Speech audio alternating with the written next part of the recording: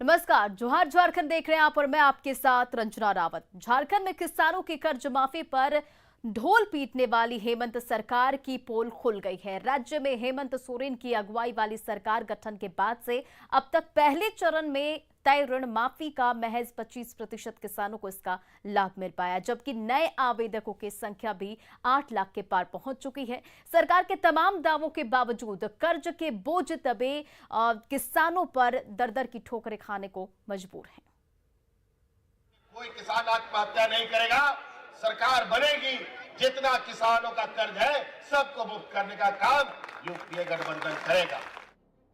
किसानों की ऋण माफी की इसी घोषणा के साथ हेमंत सोरेन सत्ता में आए, लेकिन सरकार बने 22 महीने हो गए। लेकिन पिठौरिया के किसान शिवराम महतो को अब भी अपने लोन माफ होने का इंतजार है।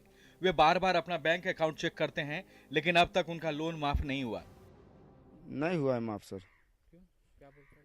हम गए थे इस पे पहले माफी वाला चला था बात, तो बोला कि ये वाला तो लोन नहीं होगा। 1000 रुपया हम दिए थे, उसमें लॉकडाउन लगा हुआ था, आया था तगादा के लिए, तो 1000 बोला कि 1000 दीजिएगा तो अभी रुक जाएगा। न सिर्फ शिवराम बल्कि अजय महतो को भी सरकार के वादे पूरे होने का इंतजार है। पिछले 2 साल से कभी प्रज्ञा केंद्र तो कभी बैंक का चक्कर लगा रहे हैं, लेकिन अब तक किसान क्रेडिट कार्ड से लिया गया 30,000 का लोन माफ नहीं हुआ। हमने 30,000 रुपया का किसान क्रेडिट बनाया था, मतलब 3-4 साल पहले से, और रेगुलर चलते हुए आ रहा है।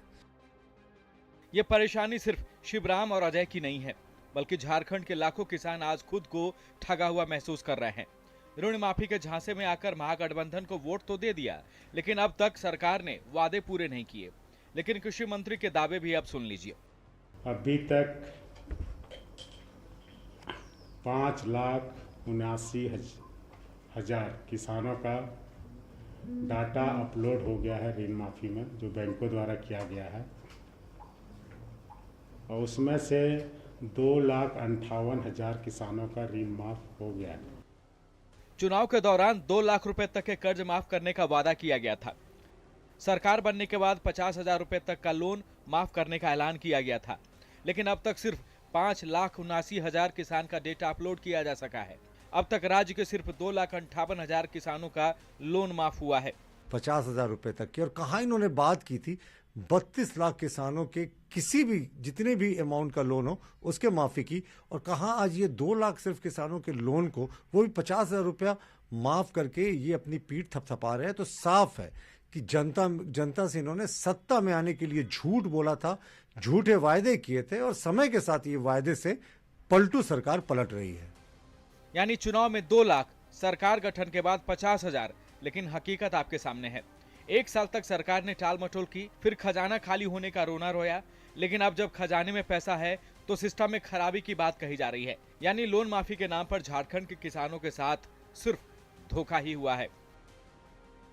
अविनाश कुमार, न्यूज़ 18, रांची। साहिबगंज में आज 502 आरक्षियों ने सेवा की शपथ ली। इस मौके पर सीएम हेमंत सोरेन ने परेड की सलामी ली। वहीं गलवान घाटी में शहीद कुंदन की पत्नी को नियुक्ति पत्र भी सौंपा। जो दायित्व और कर्तव्य है वे मुझे समझा दिए गए हैं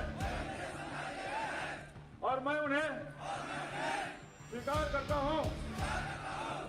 मैं शपथ लेता हूं। 502 आरक्षियों ने एक साथ देश सेवा की शपथ ली। इनमें 94 महिला सिपाही भी शामिल हैं। साहिबगंज के जैप 9 में डीजीपी ने इन्हें शपथ दिलाई। इस मौके पर सीएम हेमंत सोरेन ने परेड का निरीक्षण भी किया। आप सभी के कंधों पर महत्वपूर्ण जिम्मेदारी आने वाली है और ये जिम्मेदारी खुद को एवं परिवार संबंधी दायित्वों का भी निर्वहन करते हुए समाज के प्रति उत्तरदायित्व को निभाने की है। यह धुंध है। पासिंग आउट परेड में गलवान घाटी में शहीद हुए कुंदन ओझा की पत्नी नम्रता कुमारी को भी नियुक्ति पत्र दिया गया। 16 जून 2020 को गलवान घाटी में चीनी सैनिकों के साथ लड़ाई में शहीद कुंदन ओझा शहीद हो गए थे। सीएम हेमंत सोरेन ने उनकी पत्नी नम्रता कुमारी को लिपिक पद के लिए नियुक्ति पत्र दिया। मेरे पति 2020 16 जून 2020 को शहीद हुए थे गलवान घाटी में, लेकिन सरकार ने मुझे 1.5 साल के बाद आज मुझे नियुक्ति प्रमाण पत्र मिला है हेमंत सोरेन के द्वारा। प्रशिक्षण को पूरा किया है। ट्रेनिंग के दौरान अच्छा प्रदर्शन करने वाले आरक्षियों को सम्मानित भी किया गया। कुमार सूरत सिंह और सविता देवी को गोल्ड मेडल दिया गया। वहीं रविशंकर पासवान और जयप्रकाश रवानी को सिल्वर मेडल, जबकि रितेश कुमार उपाध्याय, विकास कुमार और मिथुन कुमार को ब्रॉन्ज मेडल दिया गया। मेरा भारत को नमन, भारत पे शुरू, भारत पे। मिथिलेश कुमार, न्यूज़ 18, साहिबगंज। शायद प्रकृति अपनी नम आंखों से देख रहा है। गोड्डा सांसद निशिकांत दुबे पर एफआईआर दर्ज होने पर सियासत गर्मा गई है। बीजेपी के एक प्रतिनिधिमंडल ने मुख्य निर्वाचन पदाधिकारी से मुलाकात की और देवघर डीसी की शिकायत की। साथ ही देवघर डीसी द्वारा निशिकांत के खिलाफ दर्ज कराए गए 5 एफआईआर को वापस लेने का आग्रह किया। बीजेपी के प्रदेश महामंत्री प्रदीप वर्मा ने कहा कि निशिकांत दुबे पर जो मामला दर्ज कराया गया वो कहीं से भी जायज नहीं, क्योंकि उपचुनाव के दौरान हुए ट्वीट के खिलाफ ये मामला है और इन मामलों को निर्वाचन आयोग पूर्व में ही निष्पादित कर चुका है। देवघर प्रशासन के द्वारा, जिला प्रशासन के द्वारा लगातार व्यक्तिगत होकर के तरह तरह के षड्यंत्र किए जा रहे हैं, जिसकी एक वानगी पिछले दिनों देखने को मिली कि उनके विरुद्ध 5 मुकदमे दायर किए गए और मुकदमों का विषय क्या था कि उपचुनाव के समय उनके एक ट्वीट को लेकर के, जिसका निष्पादन पहले ही हो चुका है। वहीं बाबूलाल मरांडी ने कहा कि सरकार विपक्ष के आवाज को दबाना चाहती है। उन्होंने कहा कि जो आवाज उठाया है उसके खिलाफ एफआईआर दर्ज करा दी जाती है। लातेहार में उन्होंने कहा कि झारखंड सरकार दोनों हाथ से कमाने लगी है। बालूमाथ में पार्टी कार्यकर्ताओं ने बाबूलाल मरांडी को 51 किलो का माला पहनाकर स्वागत किया। गोड्डा से सांसद है, एक दिन में उनके ऊपर 1, 2, 3, 4 नहीं 5 थाना में उनके ऊपर जी, तो आप समझ सकते हो सरकार किस प्रकार से परेशान है। जब सरकार के विरोध में जो भी आवाज उठाते हैं तो आवाज को दबाने की वो भरसक कोशिश करते हैं। कोरोना के कारण हम सब लोग फिजिकली सड़कों पर नहीं उतर पाए थे, लेकिन अब झारखंड सरकार के खिलाफ साजिश पर पहली बार मुख्यमंत्री हेमंत सोरेन का बयान सामने आया है। बोकारो में उन्होंने कहा कि सिर्फ मीडिया में ही नहीं इस तरह की बातें सामने आती है, उन्हें इस बारे में कोई जानकारी नहीं है। साहेबगंज से बोकारो आने के बाद मुख्यमंत्री हेमंत सोरेन सीधे शिबू सोरेन के करीब रहे। शंभू यादव के श्राद्ध कर्म में शामिल होने सेक्टर 4 गए, जिसके बाद मुख्यमंत्री ने एक बार फिर 2021 को नियुक्ति वर्ष करार दिया। इसको कोई भी आके गिरा देगा क्या यार? देख रहे हो खड़े कौन है, कौन खड़ा है, कौन खड़ा है? मामला फिर बार बार क्यों? लेकिन मामला इस तरह से बार बार आ रहा है कि ये आप लोग का जो ये सारे है ना, ये इन्हीं लोगों का सब ये में आता है, मुझे तो कहीं नहीं दिखाई देता। साहिबगंज के बरहड़वा स्थित झारखंड सेवा सदन nursing home and diagnosis centre मामले में सीएम हेमंत सोरेन ने उपायुक्त साहिबगंज रामनिवास यादव को तत्काल कार्रवाई की बात कहते हुए बंद करने का आदेश दिया है। साथ ही रांची मुख्यालय से डॉक्टरों की टीम भेज बरहड़वा में कैंप लगा आंख की रोशनी को खो चुके पीड़ितों का इलाज करवाने की बात कही। आपको बता दें कि 5 से 7 अक्टूबर के बीच झारखंड सेवा सदन बरहड़वा में मरीजों के मोतियाबिंद का ऑपरेशन किया गया था। इसके 2 दिन बाद से लगभग 14 लोगों की आंखों की रोशनी गायब हो गई है। आप पत्रकार बाद में हैं, आम नागरिक पहले। हर नागरिक की सुरक्षा सरकार की जिम्मेवारी है। उसके बाद आते हैं आप पत्रकार वर्ग। सरकार संवेदनशील है। और झारखंड में कोरोना एक बार फिर डराने लगा है। राज्य की राजधानी रांची में पिछले 2 दिनों में कोविड संक्रमण के मामले में अप्रत्याशित इजाफा हुआ है, लेकिन इन बीच आंकड़ों में हेरफेर का खेल भी जारी है।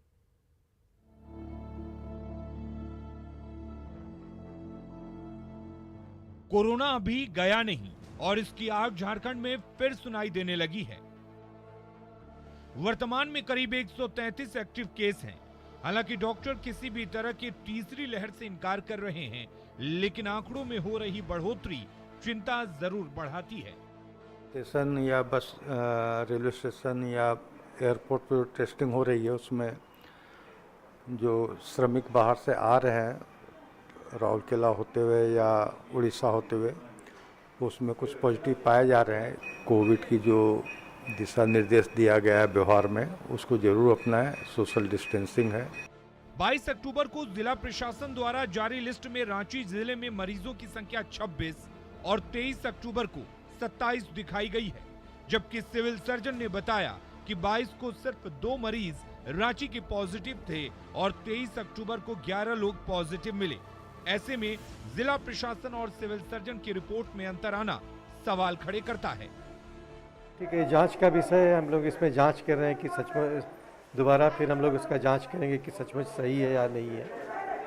तो और फिर हम लोग देखते हैं दूसरा लॉट का जो किट आया है, दूसरे लॉट का, ठीक है, उससे भी हम लोग फिर नया जांच करके देखेंगे कि रैपिड एंटीजन कैसा ये हो रहा है, परफॉर्मेंस कैसा है।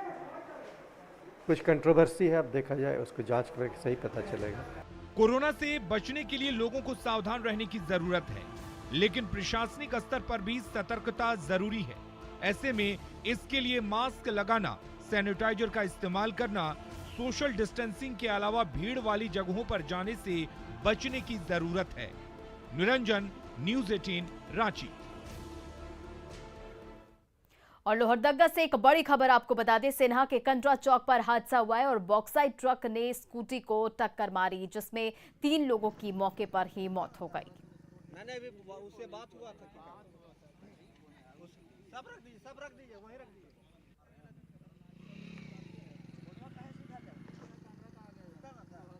मैंने भी उससे बात हुआ था। पंचायत चुनाव भले ही दलगत आधार पर ना हो, लेकिन राजनीतिक पार्टियां इसे लेकर पूरी तरह से तैयार है। प्रदेश बीजेपी का शीर्ष नेतृत्व प्रदेश के आदिवासी बहुल इलाकों में फिर से खुद को मजबूत करने की कोशिश में जुटा है और इसी कड़ी में प्रदेश अध्यक्ष और पार्टी के विधायक दल के नेता प्रवास पर हैं। दरअसल बीजेपी के अनुसूचित राष्ट्रीय मोर्चा की कार्य समिति की बैठक 23 और 24 अक्टूबर को रांची में हुई थी, जिसके बाद बीजेपी के प्रदेश नेतृत्व को यह निर्देश आया है कि पार्टी के नेता प्रदेश के ग्रामीण इलाकों पर फोकस करें। वहीं बीजेपी के प्रवास के मुद्दे पर कांग्रेस ने पलटवार किया।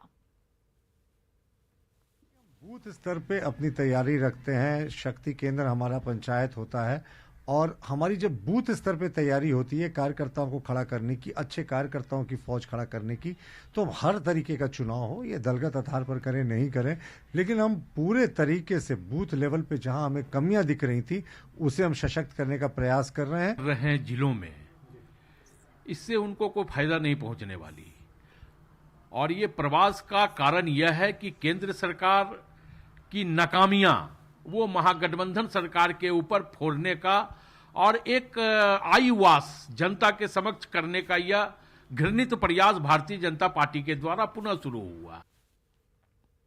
यूनिसेफ में नीदरलैंड और USAID की सरकार ने स्पॉन्सरशिप के तहत यूनिसेफ द्वारा लॉन्च किया गया ग्लोबल इंटरफेथ वॉश अलायंस यानी कि GIWA अपने आप में खास तरह का पहला प्रयास है, जो ऐसी दुनिया बनाने में अपना सहयोग देगा जहां हर आदमी तक सुरक्षित पानी, सही सैनिटेशन और साफ सफाई की बेहतर पहुंच हो सके। दुनिया भर से हर तरह के धर्मों को मानने वाले इस प्रयास में सहयोग देने के लिए आगे आए हैं।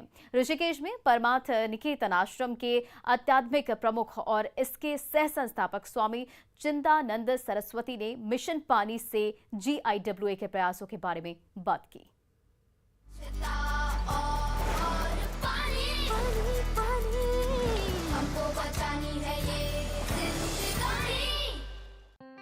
जब हम एजेंडा 2030 और भारत की बात करते हैं तो हमें याद रखना होगा कि सतत विकास से हमारा मतलब क्या है। एक ऐसे विकास से जो वर्तमान पीढ़ी के साथ हमारी भावी पीढ़ियों की ज़रूरत को भी ध्यान रखे, और उसके लिए सबसे ज़्यादा ज़रूरी है कि हमारे पास जल हो। जल और स्वच्छता दोनों की बहुत ही ज़्यादा ज़रूरत है। तो हम लोग इसके लिए अवेयरनेस प्रोग्राम कर रहे हैं। 4 I's प्रोग्राम बनाया है। Number 1 information, number 2 inspiration, number 3 innovation और नंबर 4 इम्प्लीमेंटेशन।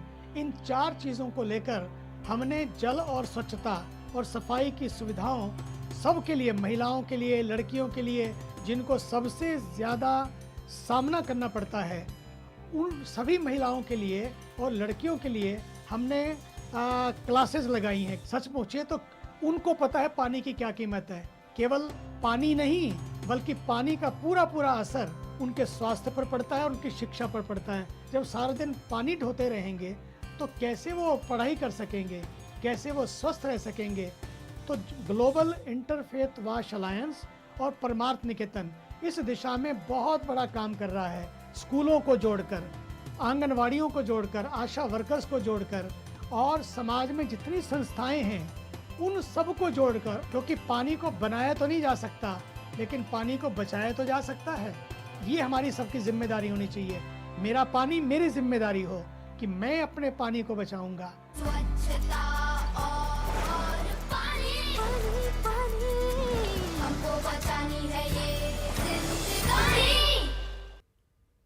और फिलहाल जोहार झारखंड के इस बुलेटिन में इतना ही। बने रहे आप न्यूज़ 18 झारखंड के साथ।